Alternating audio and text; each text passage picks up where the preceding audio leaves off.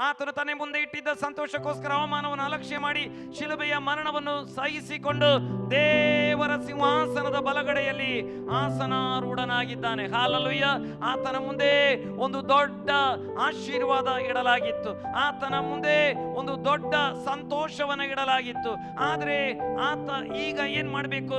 ಶಿಲುಬೆಯನ್ನ ಹೊರಬೇಕು, ನನಗಾಗಿ ನಿಮಗಾಗಿ. ಮಾತ್ರವಲ್ಲ, ಆತ ಆ ಸಂತೋಷಕ್ಕೆ ಪ್ರವೇಶ ಮಾಡಬೇಕಾದ್ರೆ ಶಿಲುಬೆ ಹೊರಬೇಕಾಗಿತ್ತು. Praise the Lord. ನಾನು ನೀವು ಈ ನಿಜವಾದ ಸಂತೋಷಕ್ಕೆ ಪ್ರವೇಶಿಸಬೇಕಾದ್ರೆ ಶಿಲುಬೆಯನ್ನ ಹೊರುವಂತವರಾಗಿರಬೇಕು.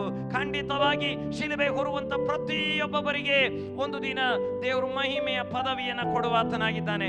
ಎಲ್ಲಿ ಶಿಲುಬೆ ಹೊರುವವರಿದ್ದಾರೋ ಅವರಿಗೆ ಖಂಡಿತವಾಗಿ ಕಿರೀಟವನ್ನ ಕೊಡುವಂತ ದೇವರಿದ್ದಾನೆ. ಹಾಲೆಲೂಯ. ಶಿಲುಬೆ ಇಲ್ಲದೆ ಕಿರೀಟವಿಲ್ಲ, ಅವಮಾನ ಇಲ್ಲದೆ ಪ್ರೈಸ್ ದಿ ಲಾರ್ಡ್ ಹಾಲೆಲೂಯ ಸನ್ಮಾನವಿಲ್ಲ. ಹಾಲೆಲೂಯ.